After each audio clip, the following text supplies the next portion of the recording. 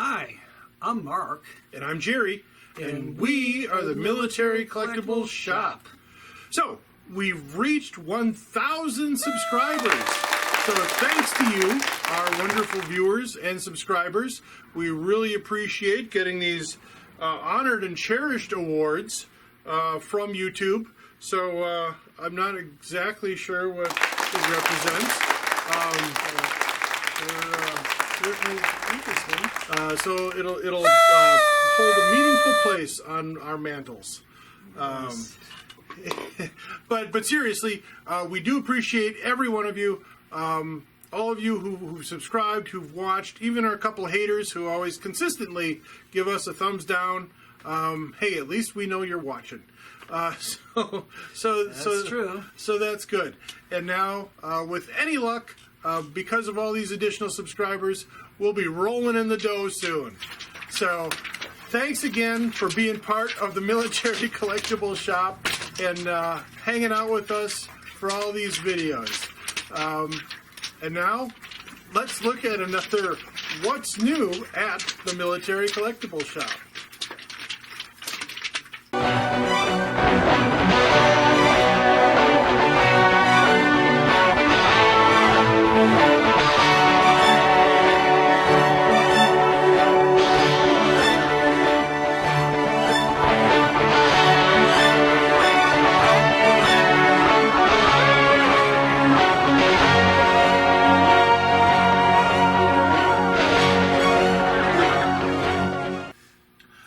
So let's look at some of the stuff that came into the shop this week. All right. Well, let's start with this. Hey, this is kind of heavy. It's an unboxing. According to statistics, unboxing videos are popular on YouTube. All right. So, while Mark opens that, I'll show you a couple flags that I picked up. Now, when I first got these, I actually thought it was a 48-star silk flag. And I like the pattern because it's what they call the dancing star. What that means is that the stars are in different positions, depending where they're at on the flag, giving the appearance that they're dancing. What I didn't do was actually count the stars, because if you count the stars, these are actually 44-star flags. Now, what's neat about this one is it actually has on here, written in ink, from the Dewey Parade in October of 1899. So it would have been a Spanish-American War period, that they had flown these or whatever when Admiral Dewey was parading about. Now, the flag actually predates that because the 45-star flag was actually in use in 1899 and for the Spanish-American War. So these actually predate the Spanish-American War, and I believe were only in existence for about a year. So kind of rare flags, in actually harder to find silk, in the what I call the dancing star. Not just me, other vexillologists, the dancing star pattern. So, wow, that's neat. That's pretty cool. All right, I have opened the box. Well, it's about time. And, oh man, is this all taped together too?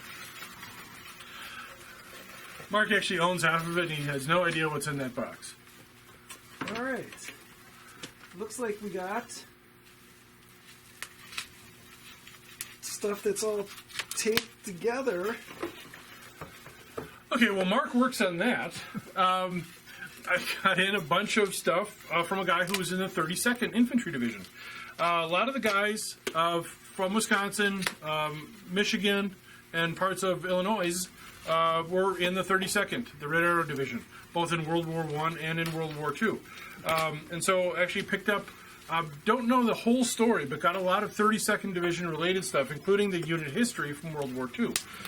We do see a lot of the World War I unit histories. We don't see a lot of the World War II ones, or as many. Also with that, from the same guy, we got one of the Philippine Liberation Medals, which, again, you normally don't see a lot of because these were actually issued by the government of the Philippines. And unlike the American medals, you couldn't like just send in for one from the government and get it. So kind of neat to find. All right, I got one of the items out of the box. Yay! And it's a Hitler Youth knife. Let's try and unsnap this without. I hate. Use the knife. Cut that strap right off.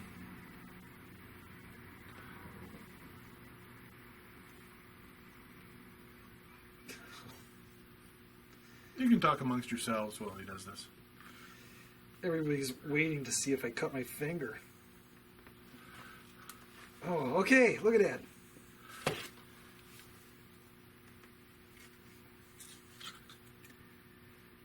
And there's no motto on it.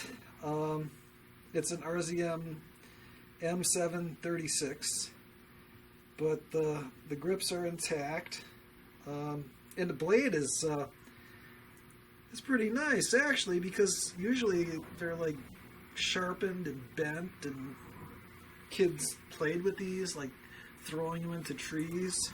Yep.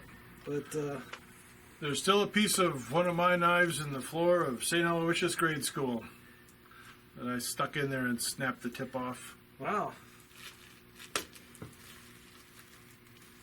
Okay, if I do this real quick without tearing this in half.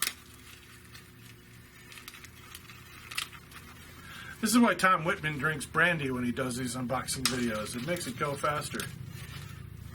We have a Deutschland, Deutsches Volksrum Wehrmacht sleeve armband, you know, for the volunteers at the end of the war. The old guys. Like us. Yes. We could form a unit. Yes. Give us a Panzerfaust, point us toward those Russian tanks. Yeah. That's nice. Nice. Armbands always go fast. We just listed one on the website. Sold instantly. Oh, man. You might as well. Okay, I'm going to dig into this box again. Again, this is more stuff from the 32nd Division guy. But we got some World War II victory medals. We got the earlier National Defense Medal. If you were in the military prior to the attack at Pearl Harbor, you qualified for this medal. This is a World War II victory medal with a foreign service bar, which is unusual. I think that's actually I don't know what that means. If that's a World War I bar. Some of the European theater medals. Pacific theater. Specifically, what theater? The American theater, so all theaters are covered. Another national defense. And a bunch of 32nd infantry patches, the Red Arrow patch. This one's kind of neat because it's OD green bordered with the greenback. Those of you who've been following along know that the greenbacks are the first issuances of the World War II kind of era patches, because they made them with green bobbin thread. As soon as the war hit, they realized, oh, we're going to need all the green we can get. So they stopped doing this, and that's when you start seeing the white back, the snowy white back that collectors also like to see. Wow. All right. Well, look at this. Oh, that's it's cool. a gold Kriegsmarine belt buckle. Those are cool. If you have a tunic that goes, you know, just kind of sets it off and That's makes nice. it look cool. Yeah, that's one you don't often see. Yeah. And we got a compass here. Yeah. Does it point north? North is always up. Look at north, west, south, and Ost. Ost. In Milwaukee, you go too far Ost, you hit the lake, Yeah. which is nice. Sometimes you want to hit the lake. Yeah. Not when you're driving. No, not when you're driving. All right. But it's always cooler near the lake. Wow. Except in winter. Then it's a little warmer yeah. near the lake. Yeah, that's true. But then you get lake effect snow. Speaking of which, hey, our friends in Canada, what the hell's with all the smoke? Put out your fires. Starting to smell like maple mousse bacon down here. Ouch. half their country's on fire, and we're whining about the smoke. Yeah, yeah. Here's a War Merit Cross without swords, second class, with the ribbon. Is a late war zinc one. You can tell because it's like gray instead of the nice bronze color. But still, you know, you had to do something that wasn't necessarily putting your ass on the line. But It was helpful in helping the German war effort. yes, exactly. And actually, that's one of the ways I collect is I'll collect an example of an early war piece and a late war piece to kind of show the differences between the two. So a lot of my badges, German badges that I've got an early one and a late one, just so you can kind of see the difference in metals, because it's striking. I think you'll need to go dig in the box. All right, back to the box. I love getting little boxes like this because there's so much fun stuff in here. There's some Japanese collar tabs. There's some Chinese money. Ni hao, Sean. There's a bunch of unit crests in here. Mostly 30, a lot of 30-second related ones. A bunch of other ones. Some 30-second ones I have never seen before, which is always unusual because I've seen a lot of DIs. But there's some neat ones in here. This was kind of cool. This is a Russian war relief badge. So I think if you like contributed money to the Russians, you got this little paratrooper war relief guy. I don't know. Warrants further research. More 30-second. State of Wisconsin. Unit crest for an artillery unit. Other unit crests. I think there's about 30 or 40 different unit crests in this pile of stuff. So I don't know if the guy was collecting, you know, as guys did. But just a fun box of insignia, officers' insignia, some captain's bars. Again, most of the World War II insignia is going to be sterling. That's kind of one way to date it. Because the sterling was a non-strategic metal, so they had a lot of it. This is another, I think this is the Philippine Presidential Award. Also one that was awarded to a lot of the 32nd Division guys that you don't often see out in the wild. Because, again, it was awarded by a foreign government. British War Relief, Association of Northern California. Wow. So, shout out to our friends in NoCal. This is an airborne one. I forget which one. Yeah, a bunch of DIs, a lot of screwback ones. Oh, some Ships for Victory, an E Production Award pin, which you'll be seeing in my book 2, all the other flags of World War I and World War II. It's just a working title.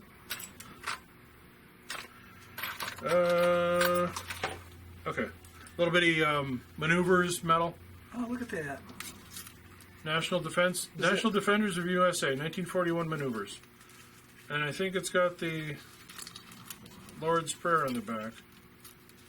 Yep. Because there's no atheists in foxholes. All right, whoever wrapped these things... Did a fine job. Yeah. More medals. Yeah, it's like 5 pounds of stuff. So this will be cool to dig through. I'm excited. All right, I got this badge almost, or pin, or medal, or something. Something? Some kind of something? All right, well, we're still waiting for Mark. Also from that collection, got a bunch of just, insignia pinned to the boards. The early hat eagle. What's interesting about this one, we have the Jewish rabbi insignia, which is kind of rare. Some nice earlier 1930s collar discs. A dentist, caduceus, military police. This one's an army nurse. Again, 1930s, some 32nd unit crests. And for our Commonwealth collectors, some, looks like, I don't know who these are, British, Australian, Royal Australian Air Force, some other ones, some other Aussie stuff. Yeah, so again, a neat, and again, the 32nd was down in Australia, so this makes sense that this is stuff he traded for or grabbed or found along the way or whatever. Gotten bar plates. Yeah, ripped off of soldiers and bars. Okay. All right. We got a black moon badge. Well, that was worth the wait. Yeah. Hey, but it's real. It's real. Yeah, actually, all this stuff came back. The guy was in an, I believe, in an armored unit attached to the Third Army. Third Armored. He was, Third Armored Division. It wasn't the Third Army. Oh, Or was the Third Army? I don't know. Now I'm confused. and here's a ribbon bar for second class Iron Cross. Want to wear that on your uniform? Seems really wide, but Nice.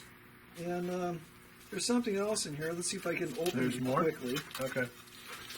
Maybe I'll just can't. wait patiently. I hate for people to just be waiting on me. Do do do do do do do. It's. Oh, come on! We got some pouches in World War I and World War II 45 pouches. Nice mills, nicely marked, and a 1942. Wish I had the 45. I always ask, hey, you got the gun? No. Yeah, there's always a son, and if there's not a son, there's a son-in-law. Well,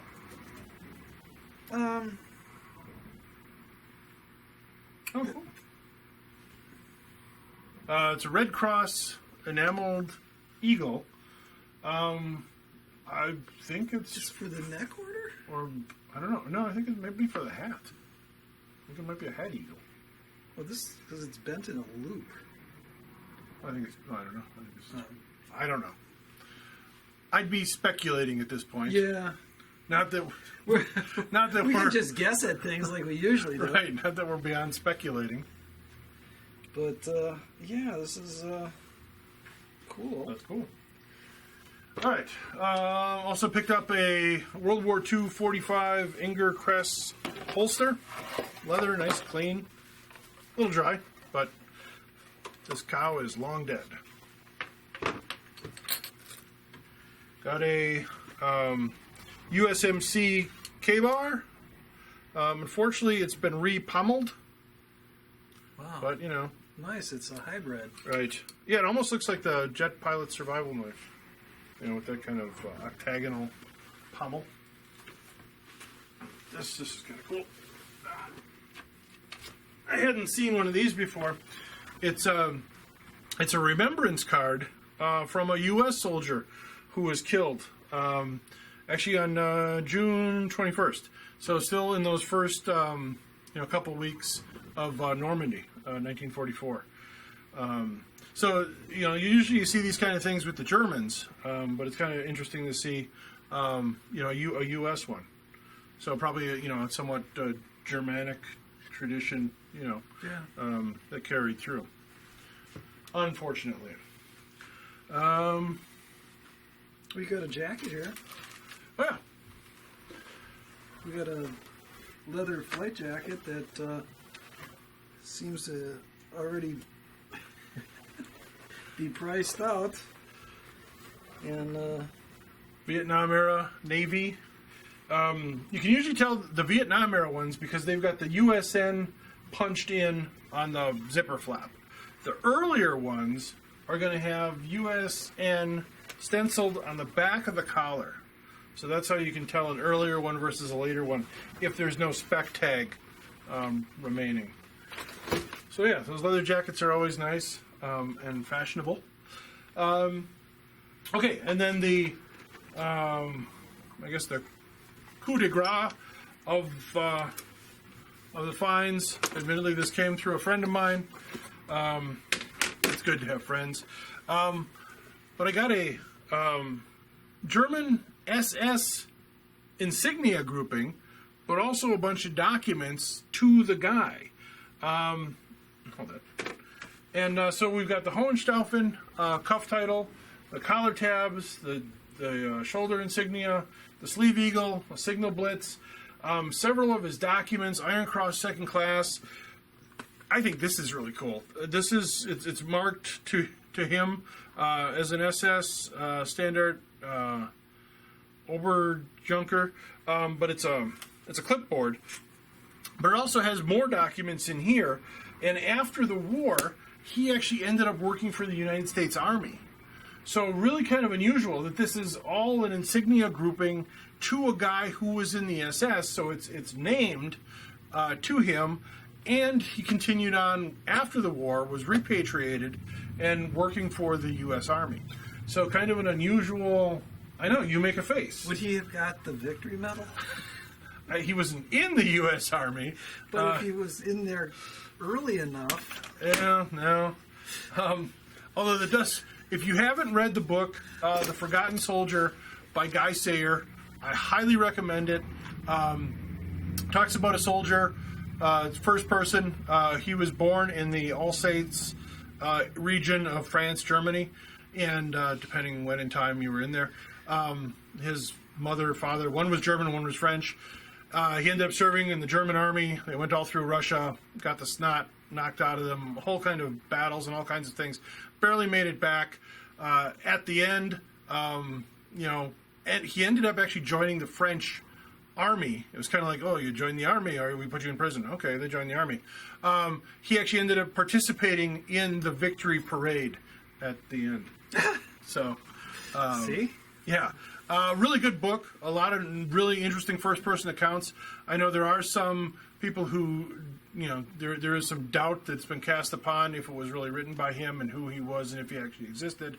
But for me, the first-person account, the graphic detail that was listed, seems to have been something that only someone who would have been there would know. Like, they barely made it across one of the rivers in Russia. They were getting shelled. They escaped on barges. They finally get back to the German camp, and the German, where are your gas masks? So because they abandoned them on the other side of the river. And so they got actually then formed into a penal battalion and shipped back. I don't want to give the ending away. The Germans lose. But a really good book, The Forgotten Soldier by Guy Sayer. If you get a chance to read it, definitely worth the read. All right, a lot of stuff. We got a bunch of other stuff into. We don't talk about all the crap that we buy because some of it's just crap. Like, here's silk Russian, or not silk, nylon Russian flag, and a fake Luger holster, and a reworked French helmet, and just a bunch of other stuff. Oh, but we did get. We're having a flag sale, and I did promise the snowman that I'd show him this. So this is one of those flags that we're now offering, probably 50% off. Yeah, as you can see, sometimes storage matters. Unfortunately, something got at this one. But don't worry, we'll come up with a story on how it washed up on the shores of Lake Michigan off the, after the German U-boat off Lake Michigan. Right. There was a U-boat there for a while. Yeah. But yeah. I think I know where it's parked. Unfortunately. Hey, but it's real. Better to have a real one in maybe grade 2 condition than, a mint fake one. I'm just saying. Yeah, and it's pretty much full size too, for what's there.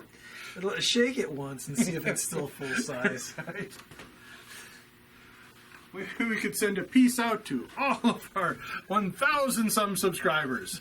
Everybody gets a piece of the flag. We'll be like Oprah, and you get a piece of the flag, and you get a piece of the flag. Uh-oh. I think somebody just made a promise.